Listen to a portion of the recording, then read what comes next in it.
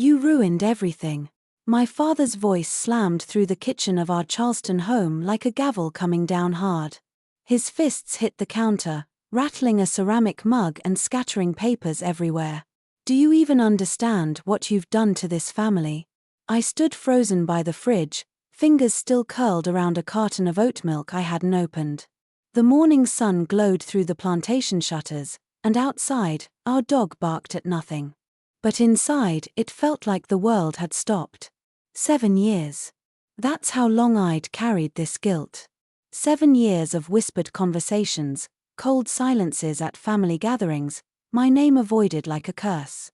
All because of a $230,000 discrepancy that came to light during an IRS audit of our family-run accounting firm, Delaney and Company. My name is Rachel Delaney, and was the firm's lead bookkeeper and, more importantly, the older daughter. My father, Calvin Delaney, built the company from scratch after retiring from the Navy. My younger sister, Haley, joined the business fresh out of her finance degree and was always the golden child. Dad, I said, trying to steady my voice, I've said it before. I followed protocol. I triple-checked the entries. I don't know how the figures got altered. Calvin didn't even look at me. His jaw clenched as he pushed a folder toward me. Audit paperwork. Printouts. Timelines. Access logs.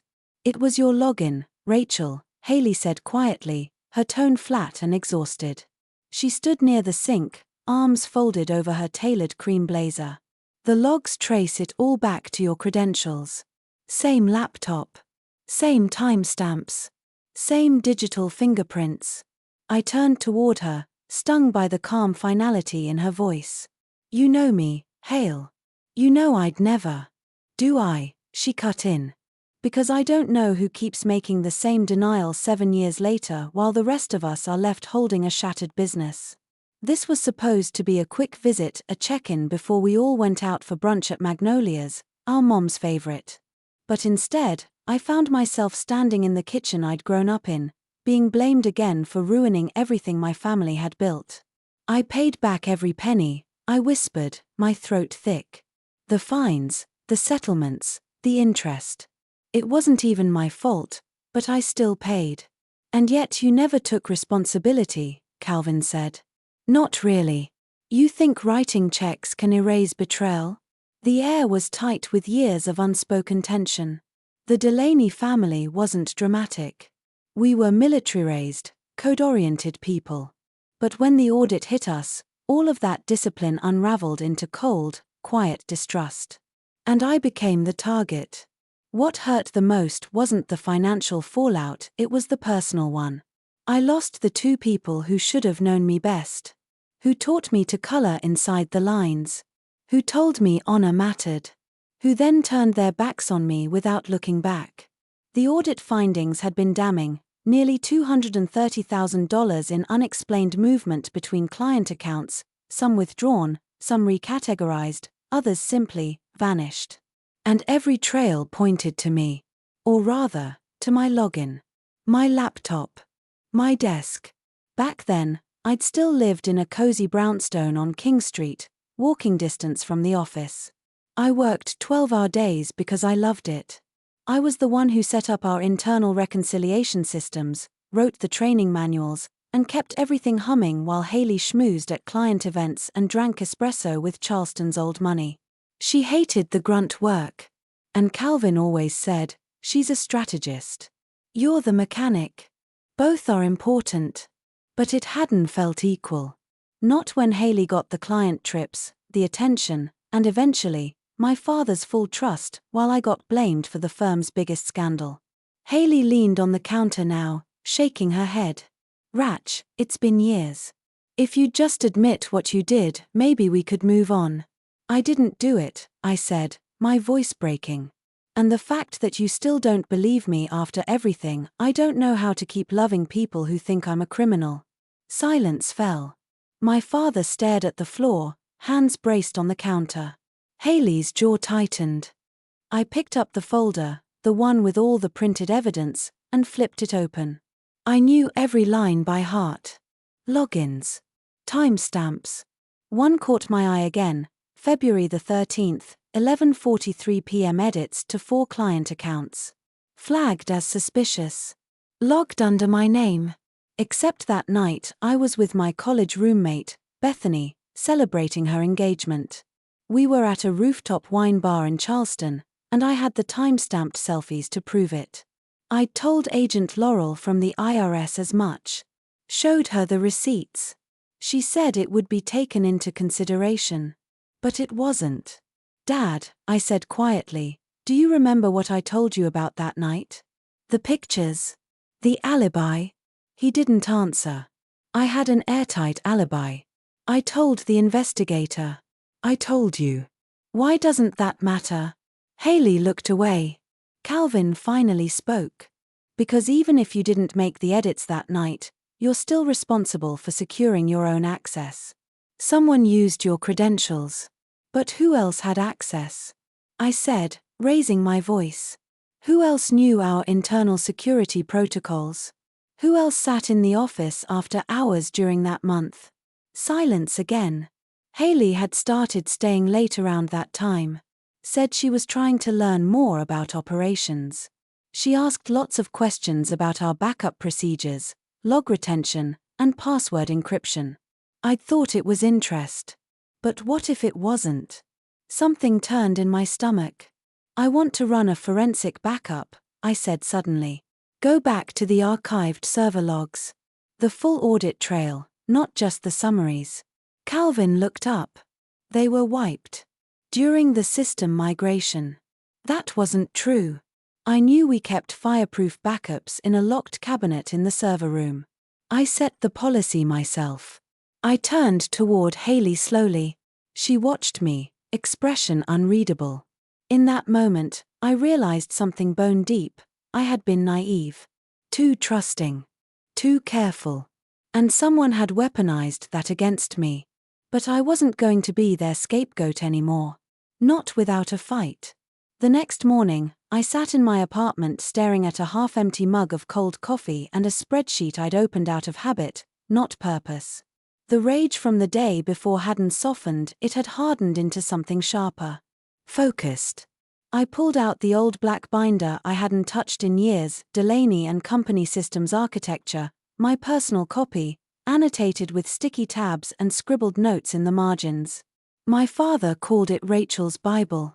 It outlined everything I'd helped build into our operations: daily backups, access protocols, server logs. And the backups were still there. They had to be. I remembered vividly setting up those archive drives. Fireproof, off-network, rotated weekly. The physical copies were stored in a locked safe in our downtown office, room 3B, back hallway, behind the mailroom. Haley had mocked me for the overkill, saying no one cared about 7 years of keyboard timestamps. I did. Now, it might be the only thing that could save me. That afternoon, I reached out to Noah Ellis, the IT consultant we'd used during our last infrastructure upgrade. Noah had always been sharp, quietly cynical, and underpaid. He once fixed a massive data leak overnight and never even put in for overtime. He answered on the second ring. "Rachel?" His voice was curious. "Didn't think I'd hear from you again. Thought you left the firm." "I did," I said. "Or rather, I was pushed out. You remember the audit, right?" "Yeah." "Hard to forget. That was ugly." A pause. "What do you need?" "I need to know if the backup drives we stored are still recoverable. The ones I set up in the old server room. The air-gapped ones with full system logs." Noah whistled softly. "You mean the legacy drives from the Fortinet rig? That's a deep dive. Can you do it?" Another pause. "Depends. You still got admin credentials?" I did. I'd never been officially removed. No one thought to strip my access, another oversight in their so-called airtight operation. "I can meet you there," I said. "After hours. No one needs to know." That night, I waited outside the now half-vacant Delaney and Company office building. The new brass plaque read Delaney Financial Group, but inside, I knew my fingerprints were still on every line of code. Noah showed up late, hoodie pulled up, laptop bag over his shoulder. We didn't say much as we climbed the stairs to the old server room. The air smelled like dust and canned air. Most of the equipment was unplugged, but the safe was still bolted to the floor. I knew the combination by heart. When I opened it and saw the neatly labeled drives, Q1-2017 full, Q2-2017 full, and so on, my knees nearly buckled. Let's plug in Q1, I said. February 13th. That's the one I need. 2 hours later, Noah was silent, reading lines of command line data as it spilled across his screen. Then he said one word, "Gotcha." He turned the laptop toward me. A full event log. Every mouse movement. Every click. And crucially, the IP address and machine ID used to execute each financial transaction. The entries I was accused of making had been done using my login, but the system showed a different computer than mine. Different MAC address. Different physical IP. The edits weren't made from your machine, Noah said. They were made from Workstation D5. My blood ran cold. Haley's desk, I said. That's hers. Noah nodded slowly. And the access came from her VLAN subnet. Which means physically, the signal came from her part of the office. I stared at the data. I felt the moment my world shifted. She stole my credentials, I whispered. He kept scrolling. Wait. There's more. An hour earlier, someone had accessed a user credential file. My credentials. And it was accessed, using Haley's login, Noah added. 3 days before the first flagged entry. He looked at me. She cracked your password. We didn't say much after that. Noah helped me export the logs and duplicate them to an encrypted drive. I promised him a check the next day and added a thank you he brushed off with a shrug. By midnight, I was back in my apartment, hands shaking. I pulled out the old family photo albums, one of my few belongings I hadn't thrown into storage after I left the business. There was a photo from 2016, Dad between me and Haley, proud, arms around both of us. Behind the smile, I saw it now. The calculation in her eyes. The next day, I called my father. Dad, I said carefully, I need to see you. It's important. His voice sounded wary. You said what you needed to say. No, I replied. I said what I thought you'd believe. But now I have proof. And I need you to see it. He hesitated. I don't want a fight, I added. I want the truth. A long silence. Come by Sunday, he finally said. And bring whatever it is you think will change everything. That Sunday would become the day the Delaney family finally detonated. I wasn't ready. But I wasn't afraid anymore either. The Delaney home hadn't changed in years. White shutters, wraparound porch, old oak trees out front still growing sideways like they refused to conform. But I had changed. Walking up those familiar steps on Sunday afternoon, I felt like I was dragging every weight I'd carried for 7 years behind me. But this time, I brought receipts. Literally. I had a manila folder in my hands containing Noah's analysis, IP logs, access trails, and most damning of all, a printed screenshot from the archived log showing Haley's credentials used to access my user password file. I'd triple-checked everything. This was irrefutable. Dad was in the den when I arrived, seated in his favorite worn leather armchair. The smell of pipe tobacco clung to the air, though I knew he hadn't smoked it in years. A glass of bourbon rested on the small table beside him. When he looked up, I caught something unfamiliar in his eyes. Not anger, but exhaustion. Haley arrived 10 minutes later, punctual as always. She wore a navy blue pantsuit and her face was perfectly made up, every lash in place, as if this were another board meeting and not the moment her lies might unravel. All right, Dad said gruffly. We're all here. Now explain. I sat across from them and opened the folder. My hands didn't shake this time. I need you to hear me, I said. Without jumping to conclusions. I've spent the last week tracking down backup data that was never reviewed in the original audit. Haley scoffed quietly. But I ignored it. I reached out to Noah Ellis, our old IT contractor, and he helped me pull detailed logs from our off-network archive. The audit team never went that deep. They only pulled login records, not system activity tied to machine IDs or IP addresses. Dad frowned. And I laid out the evidence one page at a time. These are the entries where the IRS found discrepancies, I said. They were done under my login. But here, I tapped the printout. These logs show they weren't made from my machine. They were made from Haley's. Dad stiffened. Haley's eyes narrowed. That proves nothing, she said calmly. Our office machines were networked. Maybe the system logged it incorrectly. No, I replied. Our setup isolated VLANs for each machine. Each one had a unique MAC address. These logs show the physical location and timestamp. That night, your machine accessed my password file.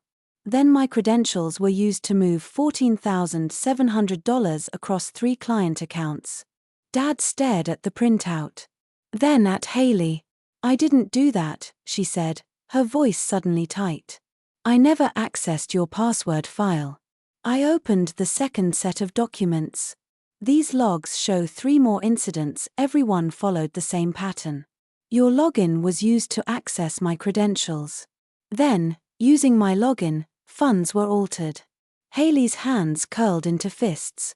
You're manipulating this. You probably fabricated these logs yourself. Or paid Noah to. I didn't fabricate anything, I said. And you know it. This isn't about office politics anymore. This is about intent. I pulled out the last sheet, a recovery log showing a deleted draft email file from her workstation, time-stamped February 26, the day before the audit letter arrived. Dad leaned forward, reading it silently.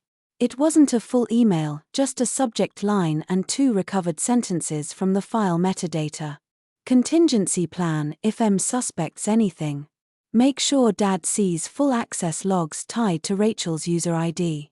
Haley's face paled. You went through my deleted files, she snapped. Backup drives, Haley. Not your live computer. Files you thought were gone forever. Dad looked at her, the lines around his eyes deepening. Is this true? Of course not, she said, laughing now, shrill and brittle. Dad, this is insane. She's jealous. She's always been jealous. You know how she's obsessed with being the victim. My breath caught. Victim? Are you really going to pretend you didn't frame me? I asked quietly. For 7 years, you let me carry this. You watched me lose my reputation. You watched Dad cut me out of the business. You let me spend my savings to pay for the firm's fines and said nothing.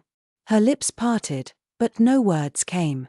I was at Magnolia every Sunday doing freelance taxes just to send Dad money. While you were buying Cartier bracelets and flying to Napa. I worked, she said through clenched teeth. Sure. Giving seminars on how to spot insider fraud. I shot back. You built your brand on the story of me. Dad rubbed a hand down his face, like trying to wipe it all away. Haley. Please. Just tell me the truth. I need to hear it from you. She said nothing. Seconds passed. Then she stood, slowly, placing her designer clutch on the arm of the couch. I'm not going to dignify this witch hunt, she said. I've built a real career. I don't need this drama. If you want to believe her over me, go ahead. But you better think hard before throwing away the one daughter who still has the power to fix what's left of your reputation. Dad looked up, stunned. Is that a threat? No, she said coldly. It's a reality. She grabbed her bag and walked toward the door. As she passed me, she leaned in. You should have stayed in your hole, Ratch, she whispered. Some skeletons look better buried. And then she was gone. Dad didn't speak for a long time. He just stared at the file in front of him, silent as a statue. I sat with him in that room for nearly an hour, neither of us saying anything. Then finally, he said in a hoarse voice, I think I owe you an apology. It didn't bring the satisfaction I thought it would. Because this wasn't over. Not even close. In the days that followed, everything felt suspended, like the seconds between lightning and thunder. You know something is coming. You just don't know how loud it'll be when it hits. My father stopped returning Haley's calls. I knew because she left a voicemail while I was sitting at his kitchen counter, reading through the same audit report I'd practically memorized. He didn't even flinch when he heard her voice come through the speaker. "Dad, you've got to call me back. You're being manipulated. Rachel's twisting things again, you're smarter than this." He deleted the message without saying a word. I didn't gloat. I didn't need to. For the first time in years, I wasn't the one begging to be believed. But I wasn't celebrating either. Because beneath the relief, there was something else creeping in: grief. Not for the money, or the years lost, but for the realization that Haley had never loved me the way I had loved her. She wasn't just my sister, she had been my best friend. The girl who used to climb into my bed during thunderstorms. The one who stole my lipstick before school and asked for advice about boys she had crushes on. The one who cried on my shoulder when her first engagement fell apart. And she had turned that bond into leverage. She had weaponized it. By Wednesday, word had begun to trickle out. Not from me. I hadn't said anything publicly. But Charleston wasn't big, and Haley had built her brand on trust. People talk. Her LinkedIn page changed from founder, Delaney Compliance Consulting, to just consultant. The title slide from her most recent fraud prevention webinar was quietly taken down from YouTube. I received 2 emails from former clients, both apologizing for not standing by me after the audit. One even offered me a job. I didn't answer either of them. Not because I wasn't grateful, but because I didn't know who I was outside of this wound. I needed time to remember what my life looked like before shame became my shadow. But time wasn't something I had. That Friday, I got a knock on my apartment door. It was a courier with a sealed envelope. Inside, a cease and desist letter. From Haley's attorney. I read it 3 times. They were threatening legal action, defamation, slander, emotional damages if I continued to disseminate unsubstantiated accusations or harass her professionally or personally. I laughed. A dry, humorless sound that surprised even me. She was going to sue me. After everything. I dropped the envelope on the counter, picked up my phone, and called the only person I could think of who might know what to do: Bethany Caldwell, my college roommate turned corporate lawyer. "Tell me everything," she said, after I filled her in. "Don't leave out a single detail." When I finished, there was a long pause. Then, "Rachel, this is bigger than family drama. She forged access credentials. That's computer fraud. She moved client money. That's embezzlement. If she signed anything under oath during that audit, that's perjury. So what do I do?" I whispered. "Do I sue her? Call the cops? Burn it all down?" Bethany's voice softened. "That depends. Do you want justice? Or peace?" The question landed hard. Because truthfully, I didn't know. What I really wanted, was for this never to have happened. To rewind 7 years and have my family intact again. To trust my sister again. To go back to the version of my life where people didn't look at me like a cautionary tale. But that version was dead. I had to decide what kind of ending I could live with. That weekend, Dad and I met with Bethany in her office. She wore her power suit and her war face, flipping through the files I brought like they were ammunition. "This is enough to open a criminal investigation," she said. "If she really forged login attempts and moved client funds while covering her tracks, that's premeditated fraud." Dad looked pale. Not angry. Not defensive. Just hollow. "She's my daughter," he said quietly. "She framed your other daughter," Bethany replied. Silence. Then he looked at me. "What do you want, Rachel?" It was the first time he'd asked me that since the day he kicked me out of the firm. I could have said prison. Revenge.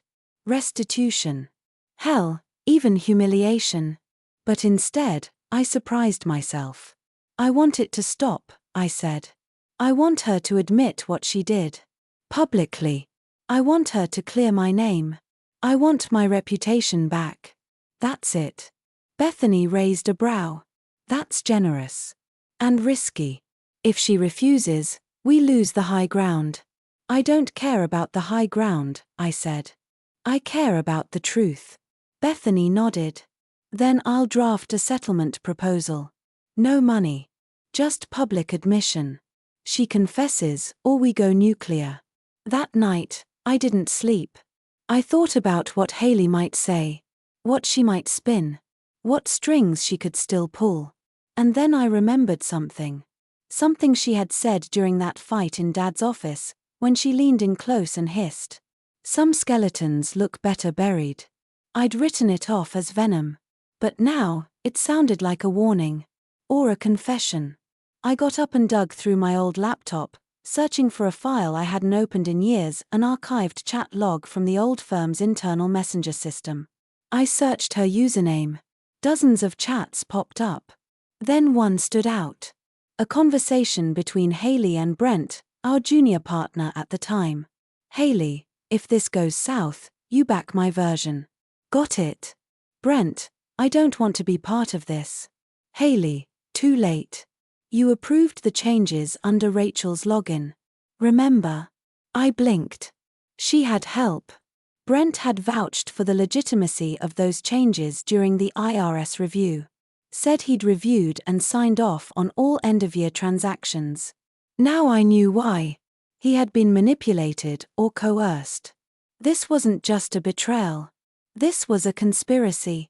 Brent Morgan hadn't answered my calls in over a year. He was the kind of man who wore confidence like cologne, heavy, unavoidable, often suffocating. Back when we worked together at Delaney and Company, he was always more interested in climbing than ethics. But I'd never pegged him as corrupt. Compromised, maybe. Cowardly, definitely. But not corrupt. Now I wasn't so sure.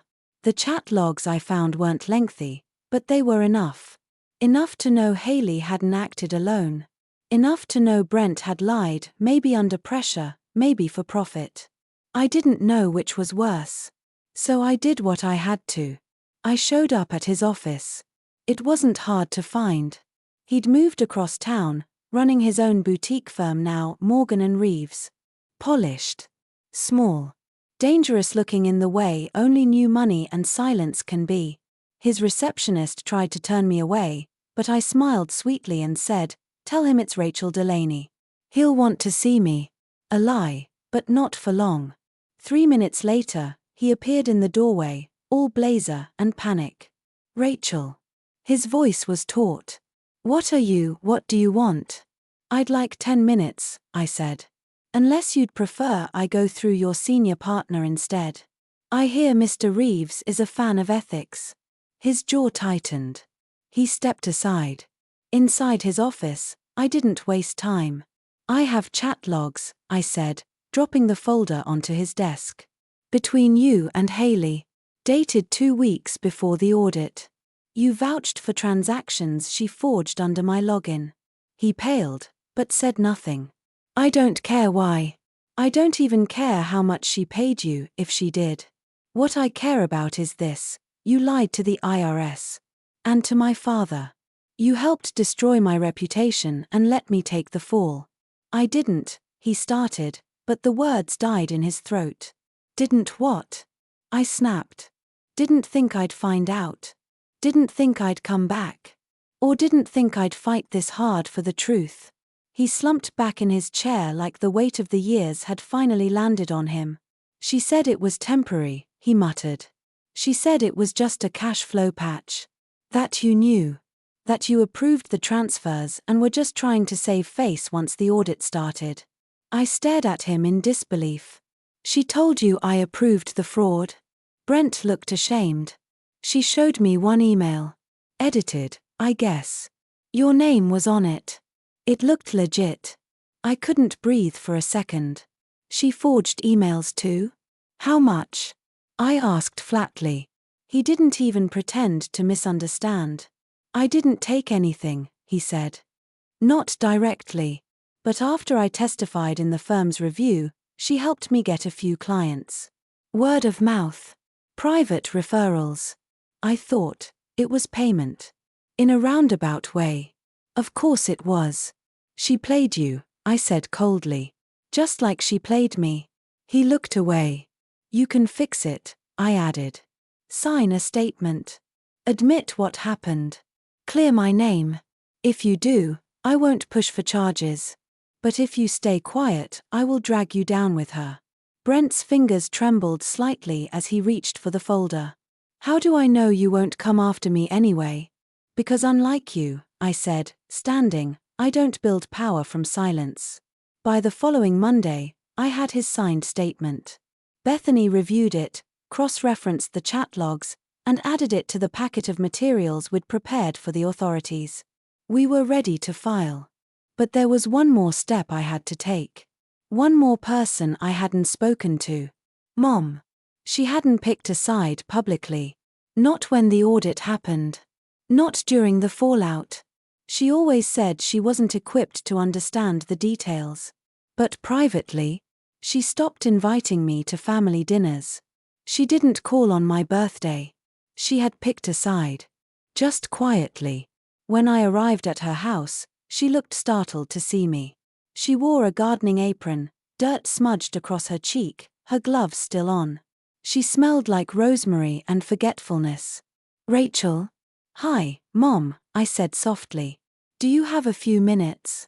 She hesitated. Then nodded and led me to the sunroom, the same one where I used to read books while she pruned her orchids. I placed the folder on the table between us.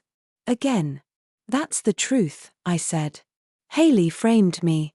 Brent backed her up. I've got statements, logs, even a recovery of her email drafts. She stared at it like it was a foreign object. I don't need you to apologize, I added. I just wanted you to know. Before it all goes public. Her lips trembled. Why would she do that? That question hit harder than any accusation. I don't know, I whispered. Because I was easy to blame. Because she thought no one would question her. Maybe because she didn't think you'd care enough to ask. My mother's eyes filled with tears. Rachel, No, I said gently. It's okay. I'm not here for that. I just wanted you to hear it from me. I stood, ready to leave. But before I reached the door, she said, Do you want me to come with you? When you turn it in. I paused. And that was the first time in 7 years I allowed myself to cry. We filed the report that Thursday morning. Bethany submitted everything, the logs, the statements, the fraud analysis, the recovered files, to the State Attorney General's office and the IRS Investigation Division. It was no longer just about family now. It was federal. Cordelia Haley was no longer just my sister. She was a subject of criminal investigation. It started small. A LinkedIn status quietly removed. A consulting contract postponed. A podcast appearance rescheduled, then silently erased. Haley's empire was beginning to crack, not with a bang, but a whimper. When the state opened its official investigation, there were no headlines. No reporters outside our door. Just a short, formal letter addressed to Ms. Rachel Delaney, notifying me that the Department of Revenue and IRS Division of Criminal Investigations had opened a file and would begin interviews. Bethany, ever professional, smiled grimly when she read it. This is real now, she said. The government doesn't do theater. They do prosecution. A week later, they called Haley in. She didn't tell anyone. But word leaked through whispers in Charleston's financial circles, through board members of the community college she sat on, through former clients who got wind that something was off. And then, someone posted a copy of the investigation memo to a private compliance professionals forum. That's when the dam broke. 3 weeks later, the story hit local news. Charleston compliance consultant under investigation for alleged financial fraud in family firm. They didn't name me directly. But I didn't need them to. My phone blew up that morning. Texts. Missed calls. Emails from journalists and former colleagues I hadn't heard from in years. I stared at the screen in silence, then powered the phone off. I wasn't celebrating. I wasn't vindicated. I just felt tired. Later that night, my father called. I read the article, he said quietly. I know. A pause. I'm sorry I didn't believe you sooner, Rachel. Another pause. I didn't want to believe it could be her. I know, I said. I didn't either. We didn't speak for a while. Then he said something I hadn't expected. I'm stepping down. From the board. From everything. I want you to take over what's left. I blinked. Dad, there's barely anything left. Exactly, he said. It needs rebuilding. From the ground up. And you're the only one who ever cared about building, not just owning. My throat caught. Are you sure? I was never less sure about anything than I was about you, 7 years ago, he said. Now. I've never been more sure of anything. When the grand jury convened, they handed down 3 indictments. Wire fraud. Computer tampering. Conspiracy to defraud. Hayley turned herself in. No mugshot. No handcuffs. But still a record. A mark that wouldn't wash off. I didn't attend her arraignment. I didn't need to. But I did get a letter. It came in a plain white envelope. No return address. Just my name, written in Hayley's looping, elegant handwriting. I stared at it for a long time before opening it. Inside was a handwritten note. 2 pages. The first words nearly made me laugh.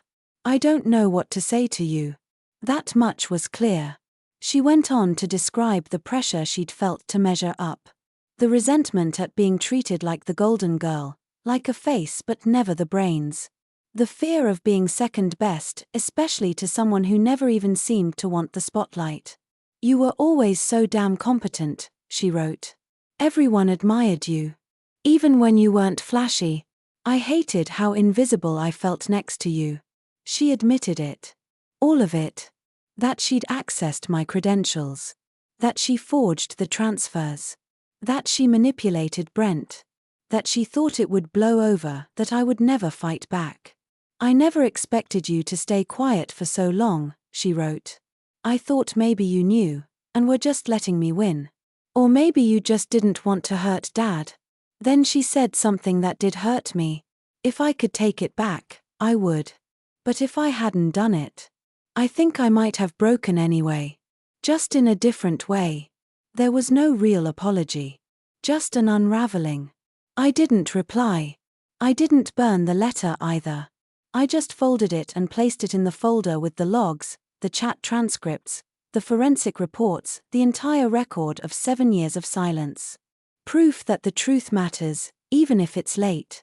Hayley eventually took a plea deal. 18 months in federal prison. Loss of her license. Restitution payments scheduled for the next 5 years. I wasn't at the sentencing. I was at the office, my office now, reviewing applications for a junior associate to help me rebuild Delaney and Company into something honest again. The new name would be Delaney Partners. And my name would be the only one on the door. The first time I signed a client contract after everything, I cried. Not big sobs. Just a few quiet tears. Because after everything, the betrayal, the exile, the years of self-doubt, I was finally free. Not just from my sister, but from the lie I had almost accepted as truth. It's strange how silence changes after chaos. 4 years, the silence in my life was filled with suspicion, shame, and unfinished questions. But now, it feels different, quieter in a way that doesn't hurt. Like an old wound that doesn't ache every time it rains. It's been 6 months since Hayley turned herself in. 6 months since the indictment. Since the headlines. Since the last time I had to explain, justify, or relive what happened. Most people in Charleston have moved on. Some whisper when they see me at networking events, others pretend they always believed in me. I've learned to stop keeping score. Delaney Partners is growing slowly, but with integrity. We started with 3 clients. Now we have 14. No promises we can't keep. No shortcuts. Every signature is double-checked. Every figure reviewed twice. That's the standard I set, not out of fear, but because I believe in what this can be. Again. My father visits the office once a week.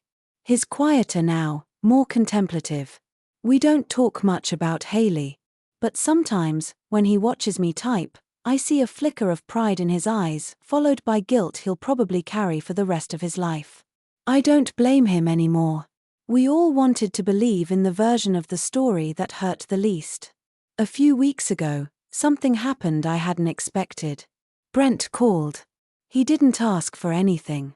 He just said, "I wanted to say thank you for not pushing it further. You could have destroyed me." I told him the truth. "You were complicit, Brent. But you weren't the architect. And you were honest when it counted." He was quiet for a long moment, then said, "If you ever need a recommendation, you've got it." Funny how power shifts. The man who once signed off on my exile now offered to endorse me. I thanked him and let it end there. But not every loose end tied itself up so neatly. One morning, I opened my inbox to find an email from Haley. Subject line, "If you'll read this." The body was short. "There's not much to say that matters now. I'm doing my time. I'm thinking a lot. I lost more than my freedom. I lost myself somewhere along the way. But I want you to know that you were always better than me. Not just at numbers. At being a person. If there's ever a way forward between us, it has to start with that truth. I'm not asking for forgiveness. Just honesty. I'd rather you hate me honestly than pity me quietly." I read it 3 times before closing my laptop. And then I sat in that stillness for hours. What does forgiveness look like when the damage is permanent? When the pieces fit back together, but the cracks are still visible? I don't know if I'll ever have a relationship with Haley again. Some betrayals carve too deep. Some apologies come too late. But I do know this. I don't hate her. And I no longer carry her guilt in my chest like it belongs to me. A few nights ago, I had dinner with Bethany. She toasted me across the table. "To being the woman they never saw coming," she said with a grin. I smiled. But what I really wanted to say was, to being the woman I almost forgot I was. Because that's what betrayal steals from you, not just your reputation or your job, but your sense of self. It takes your narrative and rewrites it in someone else's handwriting. But I took mine back. Not with revenge. Not with rage. But with truth. Patient, inconvenient, slow-moving truth. And now, with that truth behind me, I've found something better than closure. I've found clarity. People ask me sometimes, would I go through it all again if I knew it would lead here? I think about that a lot. The answer is, no. No one should have to bleed to prove they didn't swing the knife. But would I let it define me? Not a chance. Today, my office window overlooks a quiet street in downtown Charleston. The building isn't flashy, but it's mine. Every desk inside is occupied by someone I trust, people who know my story and stayed anyway. Sometimes, when I'm locking up, I glance at the plaque by the door. Delaney Partners, Forensic Accounting and Compliance. And beneath it, a smaller plate I had engraved privately. Truth is a kind of rebuilding.